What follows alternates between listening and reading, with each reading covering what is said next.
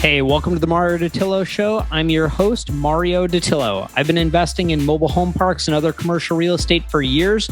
And on this show, we interview some really interesting and successful real estate investors and business owners. We go behind the scenes on how they do what they do. I know you're going to get a ton of value out of this, so stick around till the end.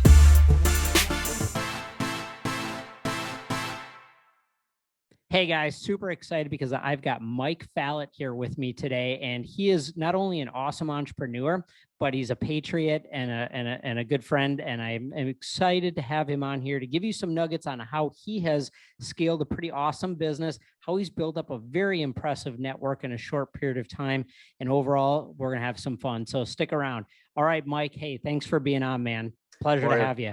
Thanks for having me, man. I know when we first met, we were at the Legacy Family event. I think it was last year. We started talking a little bit about mobile home parks. I found out you are also in that world.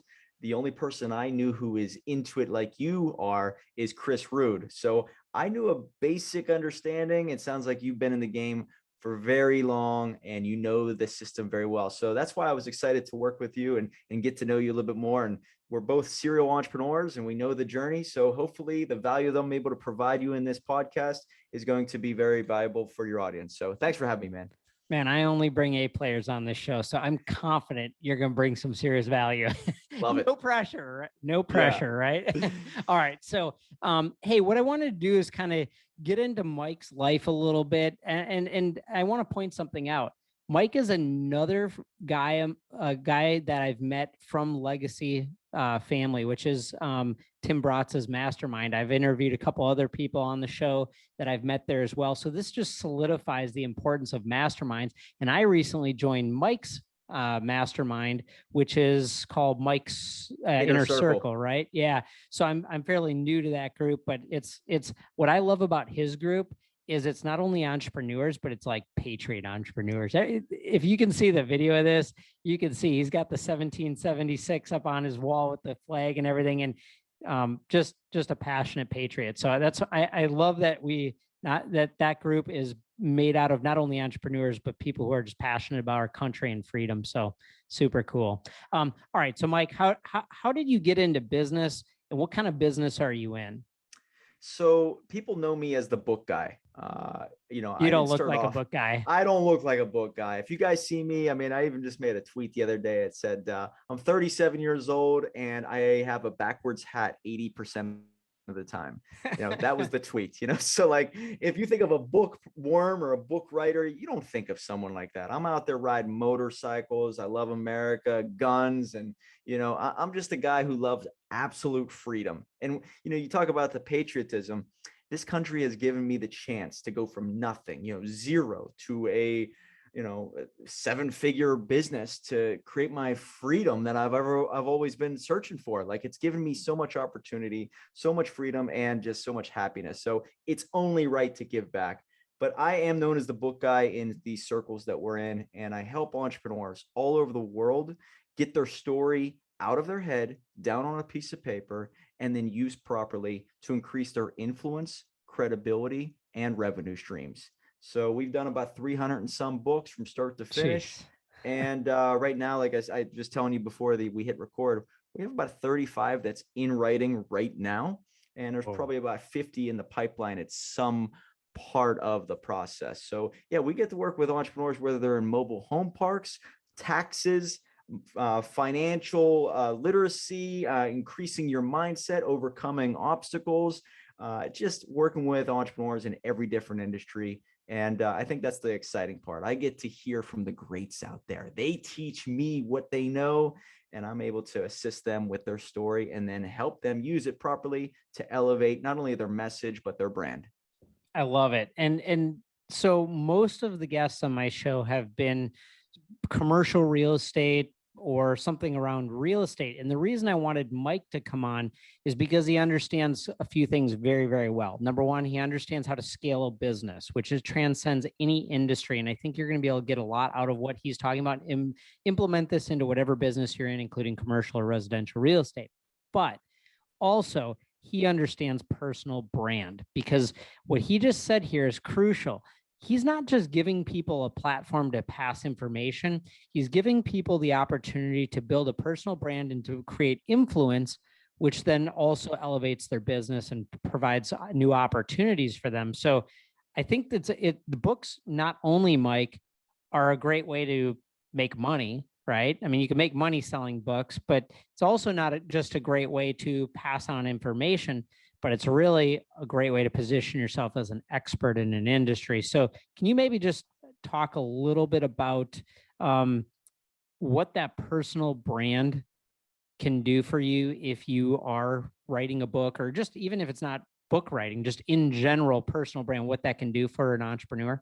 Yeah, so personal branding, I think, is the key to having the world provide you what you want. Rather than you search out what you want, the world provides you what you want. It's attraction marketing 101. If you become known for something, and whether that is mobile home parks, or whether that is taxes, or whether that's plumbing, we're working with a guy who is the #1 plumber on YouTube. You type in plumbing, he pops up on YouTube. And so when you think of his name, you think of plumbing. Now, if you're out there listening to this, what is the moniker that you want associated with your name? My first book was called Dream Starter. Before I even had a personal brand, I just thought, man, I'd love to help people start dreams. All right, let me put a book together called Dream Starter. That became my go-to name. Oh, Mike, he's the Dream Starter. And it was sort of like a cocky approach, but Dream Starter turned into my Instagram handle, turned into my business name. And I started building everything based off of, oh, wow, let me just help people start dreams, their dream business. Well, then I wrote a book called Attractive Story Selling. The new moniker I wanted associated with my name was, he's the attractive story seller. He will help tell your story in an attractive way. And now my new book coming out called $1 Million Book, I want Mike Fallat to equal, he'll help you create your $1 million book. So what is that moniker? Once you put that out into the world, now it becomes very easy for you to make decisions on what to do next, what podcast to create, what apparel line, what businesses that you should invest in, and which ones you should turn down. And then when you even know your moniker, you might even realize what type of person you want in your life. You'll be very clear on the circle that you want. Do you want other patriot entrepreneurs in your circle? Do you want other investors? Do you want to be known as the person who will get the deal done, the lawyer, whatever it is? What's that moniker? And if you could put that out there in such a way with such authority, like having a podcast or a book, the world will look at you as the credible expert. There's a great book out there called Influence by Robert Cialdini. This is a book that's changed my life. It's one of the 10, I would say. It helps you understand a term called, or phrase, social evidence or social proof. The moment you start to put certain things out there and the world sees that you are an Amazon bestseller or you have a book, they're going to treat you as the expert because the market has now proven that you are committed enough. Oh, this person buys from you, or this market has proven that you're a bestseller, then that means I am willing to give you my attention. I'm willing to give you my money. And the moment that the market sees that other people are buying from you, it's almost like there's this instant trust. So when you create this personal brand, when you create a book, you build this reputation that you get things done, you're committed to your craft. And if someone were to meet you and then your competitor, well, they say, hey, you know what, Mario, he is committed. He's been in business for a long time. He has a podcast. He has a book. They're able to check off all these boxes. And if you can check off all those mental boxes and your competitor can't, you're going to get the deal. You're going to get the respect. You're going to get the attention. And therefore, you get the results. Dude, that's awesome. So, a couple things that you mentioned here that I want to point out is you said you define what people know you by. What's the word that you used? Moniker. Yeah. So you define that moniker. You choose what you want everybody to know you as, and that becomes like your brand, your frame that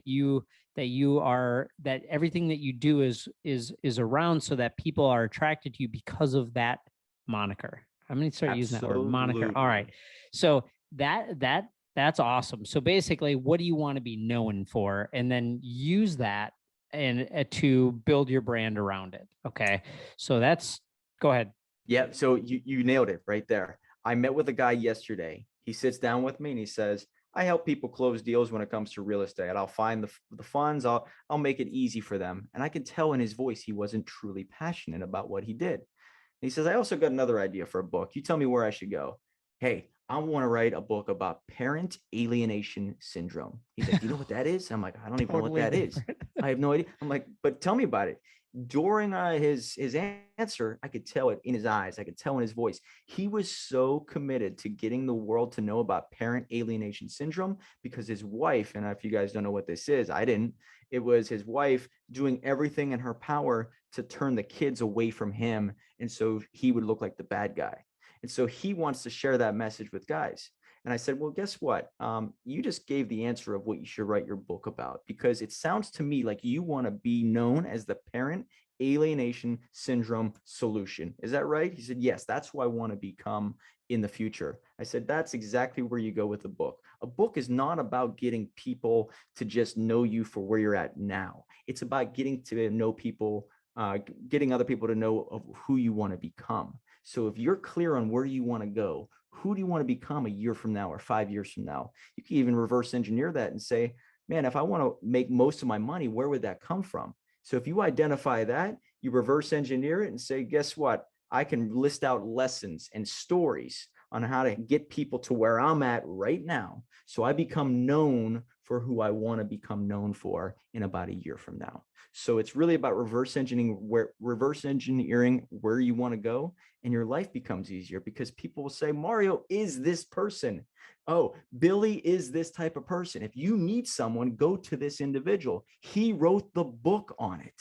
He's the book writer when it comes to real estate, investments, taxes. You become known for it, which means even if they don't read the book, they're going to look at you as the expert in the field. The authority, it's just the right? way to go. Yes. You're an authority now. You can, you know what you're talking about. And you used another word that I want to point out, trust.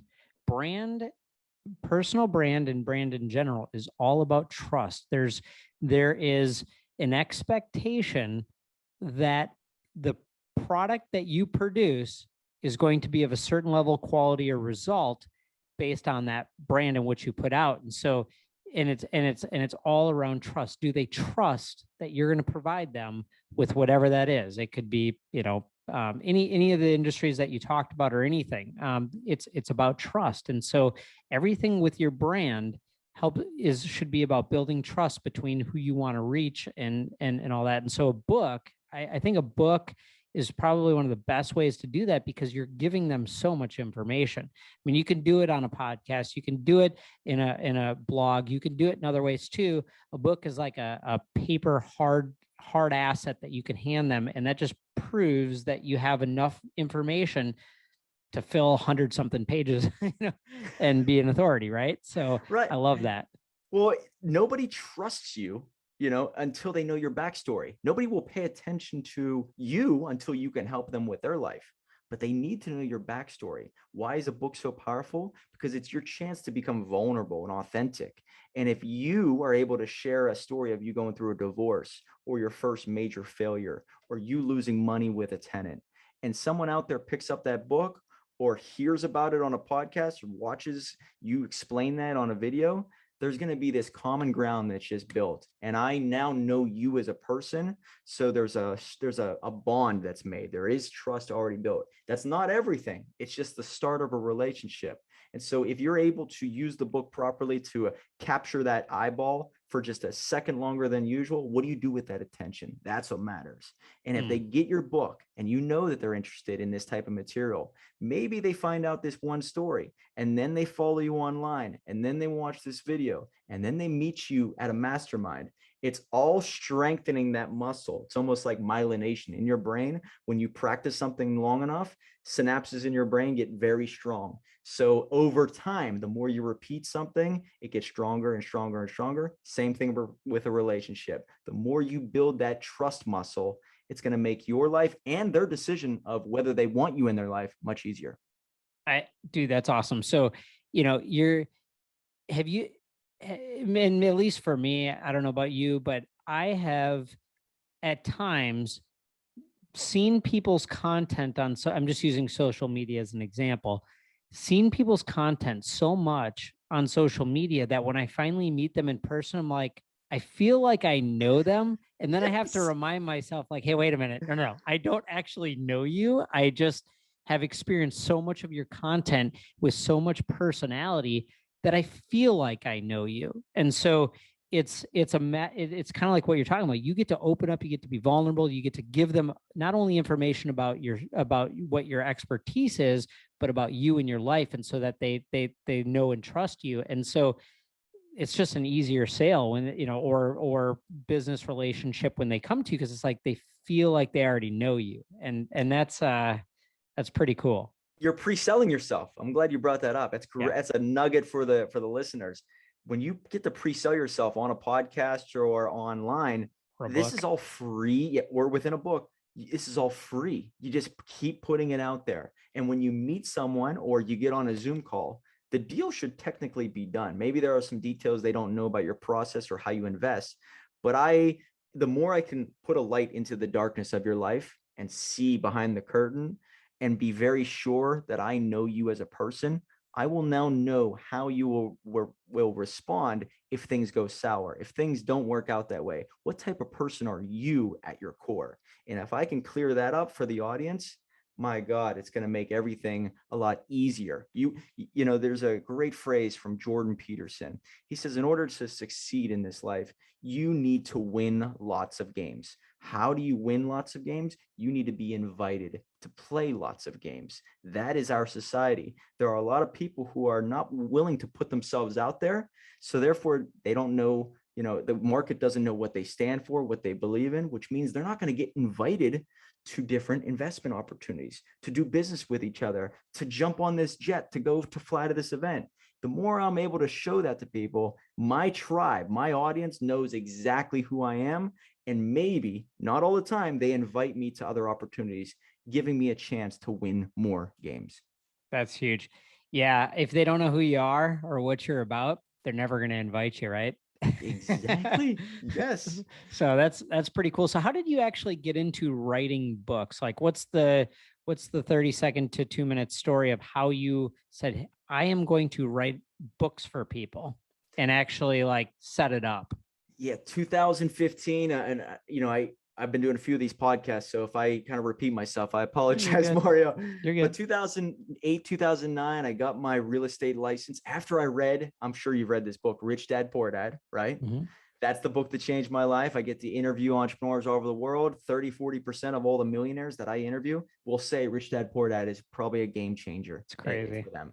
So Rich Dad, Poor Dad, I read that. I was 22, 23. I got my real estate license. I bought my first 4-unit building, started 4 different businesses after that, major failures. 5th one succeeded. It was a direct-to-home dog product service, and I was off and running. I made a little bit of money. So that's what gave me the idea. Why don't I just jot down some things that I'm doing correct in this business that I didn't do in the first 4 businesses? And that came down to vision, simplicity, demand. Now, here I am, Mario, only making probably $30,000, $40,000 a year. The average person is going to say, well, that's not that successful. Well, it was for me. I was making more money than I was spending. And when you start a business, that means a whole hell of a lot. It does. So I put that down on a piece of paper. The girl I was dating at the time edited the book for me. We put it up on Amazon. I asked somebody how to do the Amazon bestseller trick. We turned it into a bestseller. And I thought I would get a lot of excitement on how to start a business. More people were excited about the fact I created a book. So they wanted insight on how I did that. So I sat down with a couple individuals, not in Pittsburgh, not in Pennsylvania where I'm at, but via Facebook and Instagram. And I just said, hey, here's what you need to do. Here's how you should write your first book. This is what I did. And here's how to become an Amazon bestseller. It snowballed from there. And I started helping individuals from start to finish. I would interview them, say, okay, just tell me the lessons. And then tell me a little bit more about that story your grandfather taught you whenever you were riding that tractor when you were 7 years old. And the conversation just flowed. I would record it. I would sit down and just start writing for them. 30 days later, I would deliver the book and a bunch of cover designs. We would get the book done, put it up on Amazon, turn into a bestseller. And I slowly but surely saw their lives change from having a book also. And therefore I scaled it. I have about 15 different writers now. We've done about 300 books. And it's amazing where it has taken us, because now it's not just about the book creation. It's the software on the back end. It's the PR on the back end. It's the multiple revenue streams, the memberships, the apparel. All of it can come from a book. And it's only just getting started, it seems like. That's pretty crazy. So I got to ask, what's up with the dog business? Is that still around? No, as soon as the Okay. book business started to fly, you got to let go of the losers, right? Right. The book business started serving me way more than the dog business. Well, I'll So, tell yeah.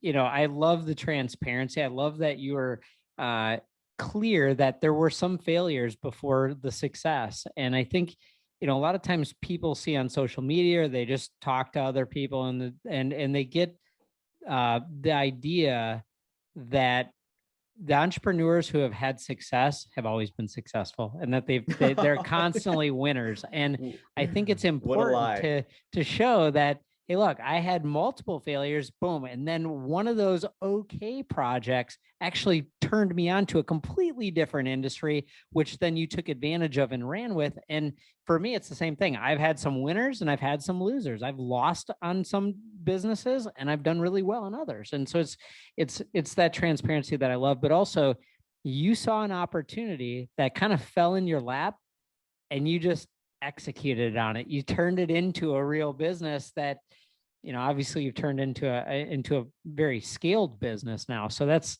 super cool. So, you said you have 15 writers. Mm-hmm. Jeez. So how does that, just without getting into the secrets behind the curtain, but how does that actually work? Does somebody sit down, you obviously have client lead flow coming in, and then from there, how does that work? Like, what's kind of the quick flow through that business model? Yeah, so I have about 2 to 3 sales calls per day. I sit down with individuals. I explain my process within 30 minutes via Zoom call. If they say yes, then I send an invoice of $5,000, and then there's a second invoice afterwards, which is another $5,000. They make the deposit of $5,000. The next button down, it says schedule the interview. They schedule. They get on my Calendly link, and I'm able to have it all booked out, ready to go. Therefore, the day of the interview, all I need from them is an outline that I provide them. So during our call, I'll say, hey, I'm going to send you this outline. It just says, list the 15 lessons you want to share with your audience. We start with that. You can even take it a step back. During the conversation, I will say, can you envision how you're going to use this book once it's done? Can you envision getting on podcasts, speaking gigs? Do you really want to create a membership tribe or a membership portal or some type of tribe? Yes, yes, yes, yes. If you can envision that, it's going to be a lot easier for me to do an interview with you. So list out 15 lessons you want to teach your audience. And it could be about mindset. It could be about fitness. It could be about changing your life or overcoming adversity. We've worked with people in every different background. The biggest hiccup for people is they'll say, I'm not ready to give people advice. And I will say, really? Well, why wouldn't you want to give your advice? Can't you help anybody in this world? Oh, I can definitely help someone. Well, then you are your only limitation. Help people get to where you're at, right where you're at. Just start to think of it, be of service to these individuals.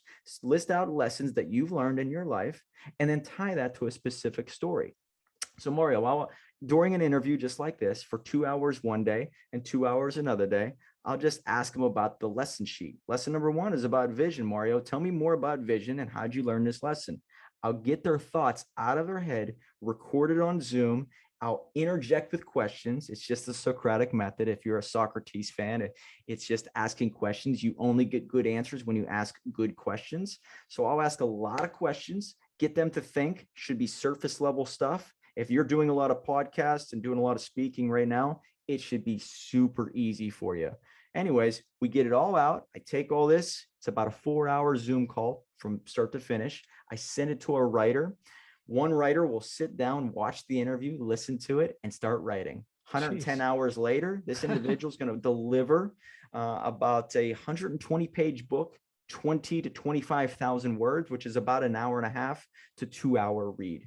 There's another reason why we do that. But Mario, if you just keep talking to me, I already know that you're going to talk for about 170 words per minute, which means I am going to write a book, and the average person is going to read it about 140 words per minute, 135. So as long as I keep you talking, I'm going to get so much content that I'll be able to write pretty damn easily about your life, your stories, your lessons, all that. He's counting the words in this entire interview, by the way. I'm just kidding. Once you know there's data to everything, you kind of like look for the data, like, ooh, there's a trend here. Let me see if I can use this for some type of personal gain. But anyway, we write the book. 30 days later, we deliver it to your inbox. It's a Word document. Now it's written, and we hope we nail the tonality. Sometimes we miss out on tonality, and we go through, we do 2 edit run-throughs with you, the client, and we fine tune it and get it to your liking. I also help you out with title and subtitle. And then I also help you out with the cover designs. So we give you a lot of options. What's amazing about this process is that when you put the content down on a piece of paper, it becomes easier and easier to come up with a title. You always want to marry the title to the content. You don't want to marry the content to the title. So you create the material, get a title that's very specific to what you put on that piece of paper, go to cover design. My designers are able to do a bunch of different options. That gives you variety. You pick your favorite cover, fine tune it. You read your own book, fine tune it. You send it back to us. We do a clean edit, clean format, upload to Amazon. Amazon will print a book for about $3 to $4. Here's one right now. Mastering the Giveaway is a bestseller that we're putting out today. So if you guys are watching this live anywhere, Mastering the Giveaway is going to be an Amazon bestseller in approximately 4 to 5 hours. Anyways, they deliver this book for about $3 to $4. Think about how insane that is. And now it's time for you to review your own book and see that it's real, make any adjustments. We put you on the schedule to become an Amazon bestseller. As you know, if you're an Amazon bestseller, you're going to have a little bit more clout to your name. So on a specific day at a specific time, my network, your network will buy the book, instantly making you an Amazon bestseller by 7 or 8 o'clock at night, and you're off and running. And Mario, people think that's the end. That, to me, that's the end of the Dream Starters publishing service, which takes usually about 75 days. But that's the beginning. Now you have this sword, this wrestling belt, this championship. Used properly, you can create a tribe, a membership, give it away, collect data, voicemail drops, text messages, emails. Hey, you like this type of content? You just wait till I invite into our group and start to share other bits of information that you might need for your journey. So as long as I know what you're looking for, I can start to give more and more as time goes on. So really, this is just a marketing play. It's all a big marketing play. You're giving a ton of content, which is going to help these people, but you're also turning it into it's a marketing tool for their business. So let me ask you this. What's the hardest thing you do? What's like, well, 2 questions. How much did you charge for your first book that you did for somebody? $2,000. $2,000. And you undersold yourself by far, and you realize that, and you go, okay, cool. So that's good. And so what that shows is that when people realize that their product, whatever they're selling, you get in the market, you see if there's demand, and then you start to adjust, and you adjust up or down to make sure that the demand equals the price. And that's so, okay, cool. I think also too, at $2,000, it's probably pretty hard to get people to take it super seriously. When you write a check for 10 grand, it's like that price point that says, I've spent real money on this. I'm committed. I'm going to be a really good client of yours. I'm going to follow directions, and I'm going to get great results because I've invested into this. And it wasn't just like, a couple of airplane tickets and you just kind of don't think about it. You've got committed, serious clients. And I think it also probably weeds out a lot of clients that maybe don't have the success already because they don't have the finances to just drop 10 G's to write a book, right? I think it's still very affordable to write a book, by the way. Well said, man. There is something to be said about the price points. The market did not know me. I mean, I left out the part where one of the biggest clients that I ever had, his name was Anthony Lawley. He messaged me on Instagram, and he was a multimillionaire, one of the biggest names that I've seen on Instagram up until that point. He messaged me saying, hey, looks like you're the book guy. Can you help me become an Amazon bestseller? And here I am. I was broke in 2016, absolutely broke, struggling like you wouldn't even believe. Didn't have water at my place for 9 months because my pipes broke. So I'm trying to just get by. And Anthony messaged me and he said, hey, can you help me become an Amazon bestseller? I was at a point where I realized my needs did not matter. The market does not care about your need. It cares about your seed, as Jim Rohn says. So I said to myself, well, how can I get this guy's attention a little bit more? I'll just do it for free for you, Anthony. Now, Anthony's a multimillionaire. He obviously got to pay for anything. I'll do it for free. And so that got his attention. Okay, you come through for me. Then you're invited out to this book signing that I'll put together. That's sick. I could have charged money, probably got the sale, but even the $2,000 sale, it's not about that money right there. Maybe it will keep me alive, but I need to prove to the market that I am worthy. I am worthy of attention. I'm worthy with my word. And so I had to prove myself to maybe 60, 70 different clients, maybe even 80, almost to 100, until I got big names like Mark Evans calling me, Chris Rude, and Joe Evangelisti, and Tyler McBroom, and Tony Wadley. I had to prove myself. Then you start to inch up, you start to raise prices, which means now I'm able to hire a team. That means I'm able to focus on what I do best. This is the who, not how approach. I started to analyze, where is my time best spent? I'll be best at sales, best at the interview, but my time is not best spent when it comes to the writing. Let me hire writers, let me hire editors, let me hire graphic designers.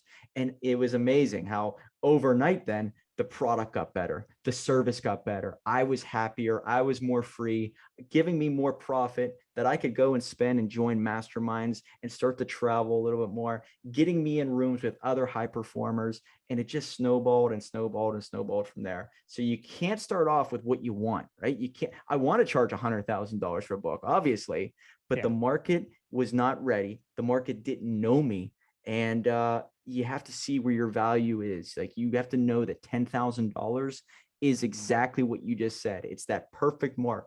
The most amazing part that I've realized is that the more people spend, the better they are as clients. Oh yeah. They get back to you more, right? They respond in a more efficient way. They do better with the book. So it makes them make you look even better. Like, they are your best allies. So if they're not producing results, it doesn't make you look any better, but they're already go-getters. These people already have committed, they're committed to their craft, and they already have successful businesses, which means they know the game. They're already symbols in their communities. They're already magnets for like-minded people. So when you start raising prices, you get better clientele, and it becomes easier to do what you do best, if you will. That's awesome. Yeah. Ton of good nuggets in there that transcend every single industry. You said that you step out, show people who you are and what you can do. Don't necessarily expect to make all the money you want to make on the first transaction, because like you said, nobody knows who you are. They don't know what you can do. You haven't proven yourself yet. So you stepped out on faith. You went out and you did something, you proved yourself. That got you recognition. It opened up the doors to more opportunities. Now you wrote a book for someone who was well known. And then of course he's referring people to you because people are asking, man, how'd you write a book? His buddies are probably asking. And now it opens up the door to now you can start charging what you're really worth. And that goes for every business. I love it. And then also, qualifying your clients to get only serious people. So I heard something that stood out to me, and it made a lot of sense. What's worse? Somebody pays a little bit of money and doesn't get the result for whatever it is, okay? Or they pay a lot of money and they get that big result that they were going for. Think about that. Which is worse? You mean if they spend a lot of money and get the big result? So basically, what's worse? Somebody pays for a product and they just do nothing with it. Okay. Meaning they give you $500 to write a book for them, and then they blow you off and they waste your time, and they don't end up actually even finishing the book, or it's a super crappy book and they don't even use it. Okay. Yeah. Or they give you 10 G's or 20 G's and they come out with a book that's phenomenal and they get great results from it. There you go. To me, I would rather not take somebody's money at $500 and have it just be something they blew money on, because like you said, the result sucks and that reflects you. when they've committed big money or more money, when they've committed the right amount of money, then they push to get the result that they want. It ends up being better for them. So who cares about 10 grand if that book ends up making them, hundreds of thousands or millions of dollars in over time, right? Where you burned $500 of theirs if you charge them too little. So that commitment actually gets the result, and it makes you look better because, like you said, they're better clients because of it. So it's really better for them too. Absolutely. I think that I'm only judged by my clients. If my clients are not successful, then why would anybody go with me? Why would anybody pay me money? You have to have the proven model of the perfect client, the perfect avatar, and they have to show results. You can only do so much, right? So like, even if someone were to give me $500, if you're not going to do anything with it, why would I put you up on a pedestal? Why would they say good things about me? They won't.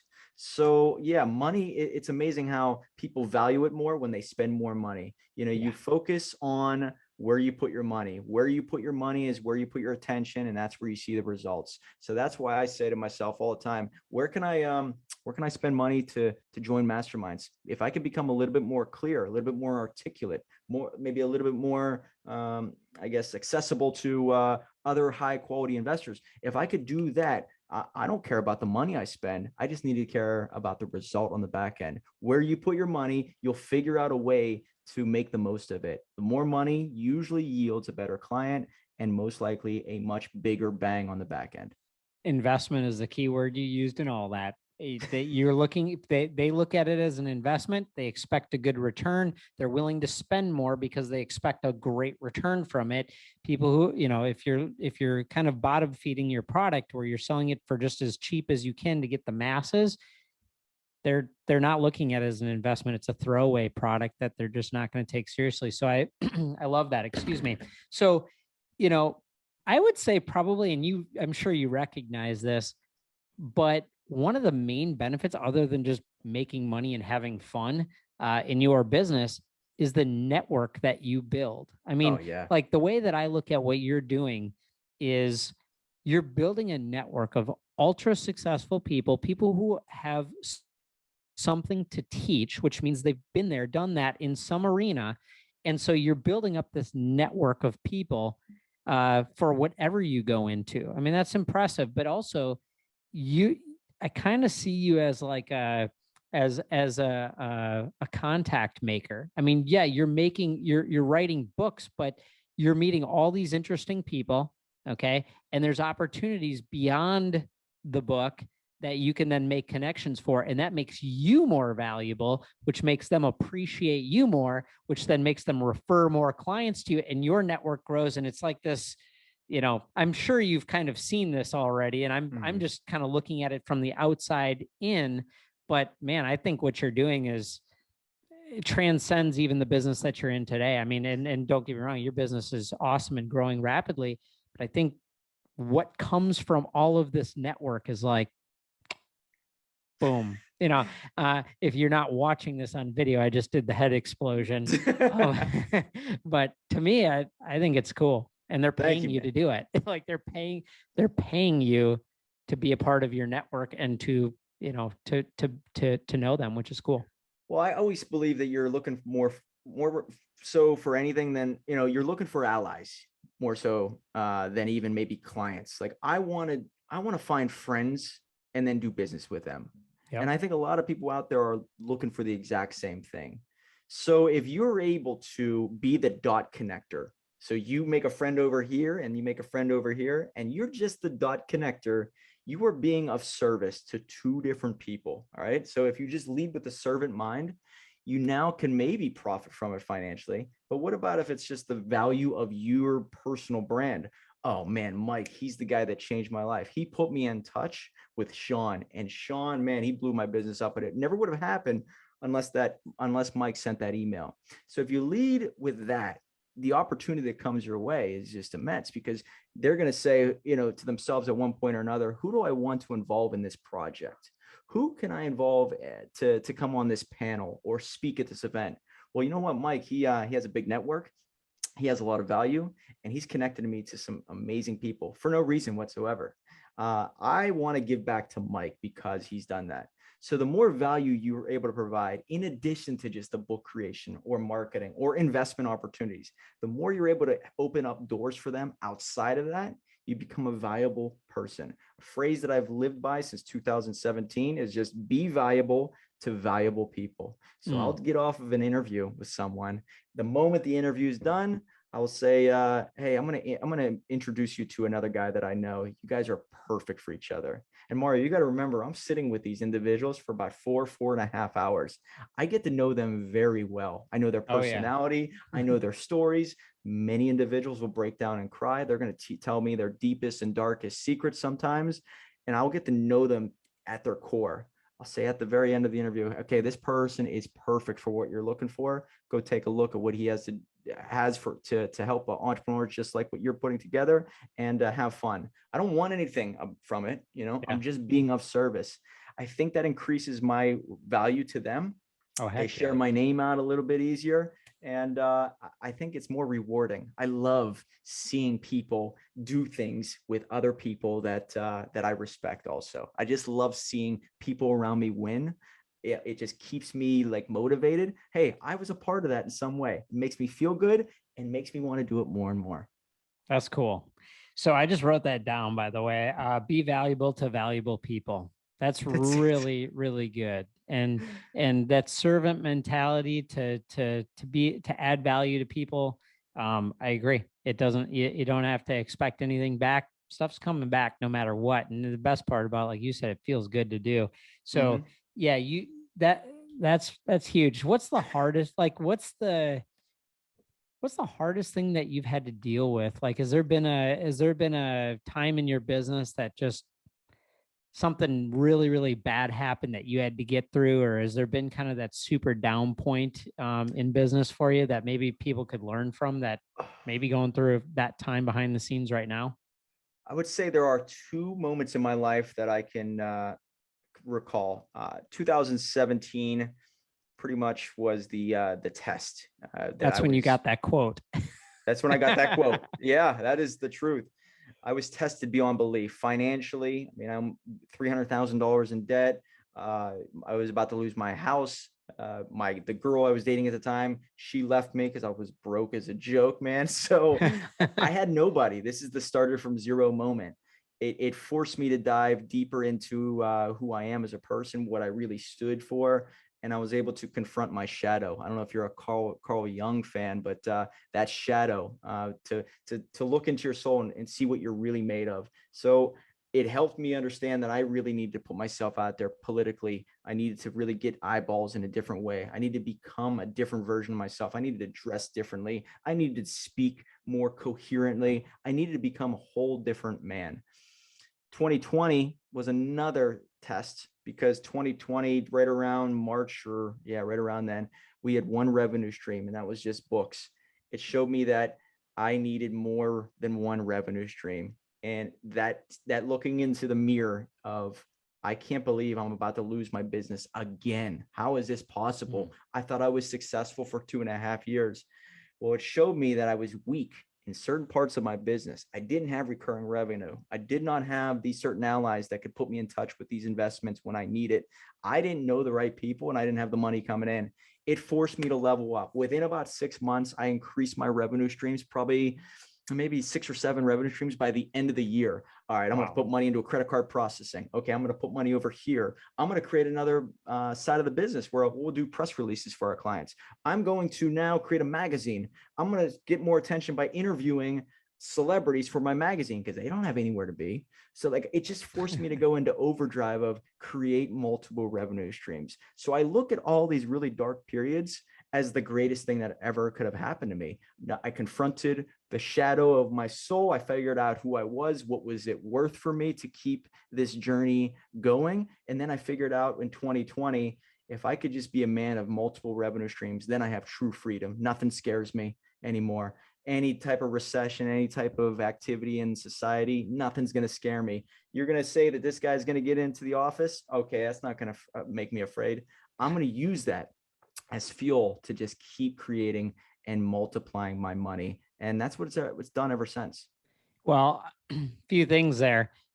you took hard times and used that to push you into success and into solving those problems, which actually made your business more successful. So I love, I don't know if you're familiar with Ed Milet, but it's one Absolutely. of my favorite podcasts. And he always says things, these things happen for me and not to me. And so, this stuff has happened for your benefit, really. And if you look at it that way, you don't get that victim mentality, you get the victor mentality, and you take that and you just use it to explode whatever you're doing. So, couple things. You said you wanted to be able to speak more clearly, but I feel like you got a pretty good vocabulary. I've noticed that in talking to you, and a lot of that I'm sure comes with reading. I mean, you're constantly reading all day, right? So I mean, your vocabulary is like actually very, very good. But do you attribute that to reading and writing a lot? I would say that it came from putting myself out on video more so than anything else. If there's a hack that I could provide anybody listening, it's record yourself doing anything, whether it's on video or via podcast material. It doesn't matter. The moment you start to see yourself or hear yourself consistently, you start to notice where you're weak and you start to focus on that and refine it over and over and over. I will do Zoom calls with individuals, and if I stutter or, mess up in any way, it'll bug me later on that day. I gotta fix that. I gotta clear that up for next Zoom call. Now, nobody's gonna see this Zoom call except for my writers, but it's always a test for me to just keep getting better and better. I look at all my heroes: Jordan Peterson, Ed Milet, Mark Evans, and all these other individuals. I look at them when they're up on stage or in a podcast or in a meeting. They're very clear. They're very concise.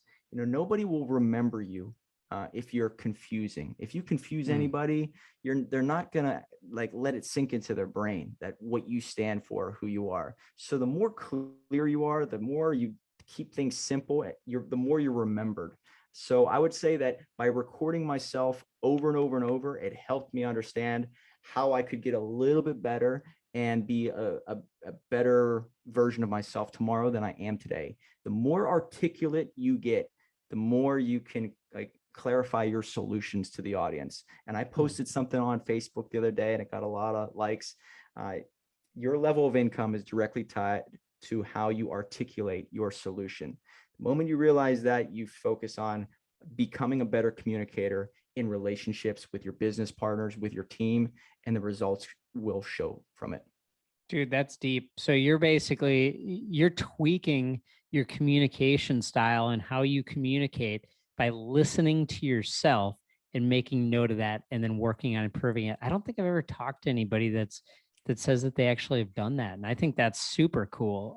That's a really good hack, actually. I'm going to start doing that. Need to go back and watch these podcasts and start making notes. At 27 seconds, you said 3 times. Yes. And I think that shows. I mean, I agree. Articulate communication helps. There's no question about that. So that's pretty cool. And I got to throw in at the end here, we're wrapping up, but politics, I mean, here we go. Let's get into this. So obviously we're both in agreement, clearly on politics, but and I want to get less into the details of who you'd vote for, Trump or, anything like that. What I want to know is, how did you get comfortable? You mentioned in 2017 that you kind of recognized you had to just be more bold or be clear about who you were. And you mentioned politics. How is that? How did you, number one, decide to just come out and be more bold and make that part of your brand? Because I feel like that is part of your brand, obviously with your backdrop on the screen. But also, how has that affected either your clientele, or how has that either positively affected what you do? Well, I stopped doing things that By the way, Mike is a super lib. Oh, yeah, right. Socialist level. No, I'm just kidding. How That dare right there you? is an insult. That's blasphemy. He's Do not getting off say the that. interview now. He's getting off early. He's giving me the middle finger. He's walking away. I'm just kidding. Anyways, In fact, go ahead. you know what I think with that, our stats are probably going to jump up more and more if we say that we're liberals. So let's just say we're liberals. So Super therefore we're libs. shared more on YouTube. That's right. Sorry to cut you off. I had to throw that in. Well, I stopped doing things that made me feel weak. All right. And I mean, I learned that from Jordan Peterson later on. But when I would limit myself and not put out what I really felt, I'd feel like ashamed. I'd feel like I'm not really being my full self. I don't know if that's natural for everybody, but I'm a Leo. I'm born in August. I'm a shorter guy. I need to be heard and felt in that room, if you will. So I kept telling myself, yeah, that's right. I kept telling myself, I need to do stuff that makes me feel like I'm really being me. So when I started putting out my true beliefs when it comes to politics, my social circle and people around me, friends and family, were just appalled. They were shocked. It's crazy, though, that I felt better and I started getting better clients. Hey, Mike, I see what you're posting. I love what you're putting out there. I wish I could say that type of stuff. I really like your material. And I started building my tribe from politics. I think my attention started to stem from the sex appeal I was putting out there with books. I had a lot of models early on, and I would hire Instagram models to be a part of our brand. Yeah, I did. I thought you were joking about the sex appeal with books. Well, no, not my sex appeal, the brand sex appeal. Okay, yeah. I got a lot of attention in 2017 because that was right around the breakup stage. I hired a bunch of Instagram models to be a part of my Instagram posting. So the way I correlated the message between models and books was your story is the most attractive part about you. And I started giving women, my women clients like Steve Madden pumps. Hey, thanks for doing a book with us. Here's some free shoes. Mario, I was trying everything. And I also started to get way more political, and my clients started to boost up in that category also. Most of the people that were signing on to do books loved this country, supported Trump, started to believe more in the capitalistic way. And I was rewarded financially, mentally, spiritually, physically. I mean, I was around now people who I loved talking business with, talking about the economy. I started getting smarter.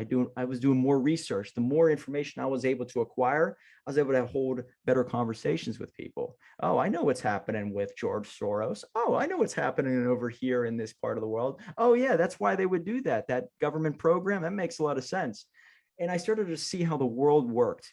And I guess my IQ when it comes to that has only helped me financially with business, but by finding the right people in my life. If I'm able to communicate to the world, hey, I know what's going on. This is what I feel is happening. This is what I have seen.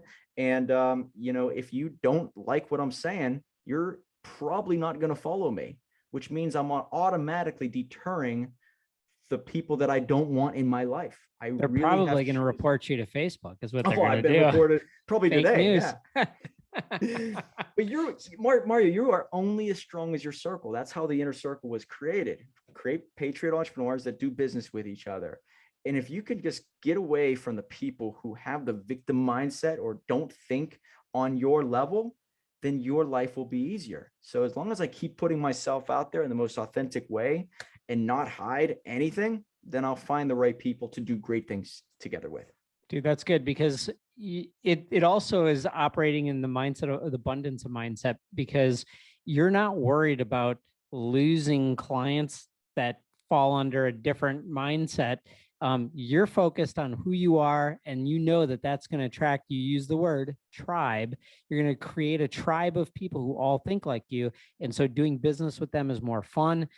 You're in alignment on pretty much everything that you're talking about. And you're okay with losing some friends, losing some contacts and potentially clients by just being bold about who you are. And I think that's awesome, man.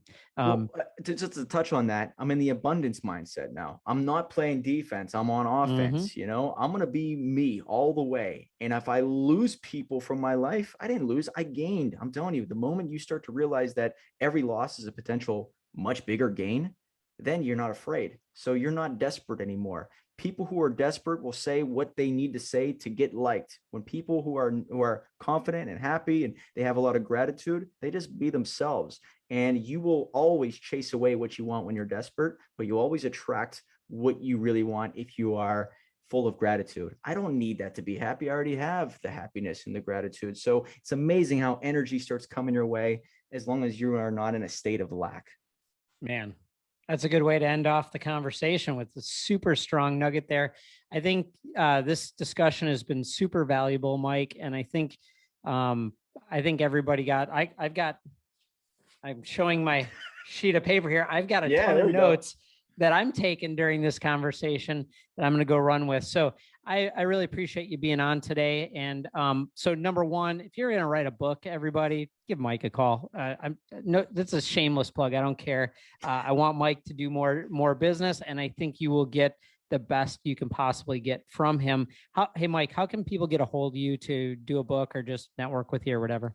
Probably the best way is DREAMSTARTERSPublishing.com. You could just schedule a time to, do a Zoom call with me right at the top of the website page. You could just check that out, schedule a time, and we'll go from there. Or you can go to milliondollarbookpro.com. I'm going to be releasing my new book. You could see exactly how we do things and get an example of a book and maybe even know a little bit more about me so you feel more comfortable doing business with me. So those are the two best ways. And then when it comes to social media, at The Dream Starter on Instagram, the best, I would say, resume. You want to get a snapshot of who I am as a person, just go to my Instagram. You're either going to love me or hate me. That's it. I was just going to say that. You're either going to love them or you're going to hate them from what you see. But all right, Mike. Hey, thanks again for being on. Hey, guys, I'll see you on the next episode.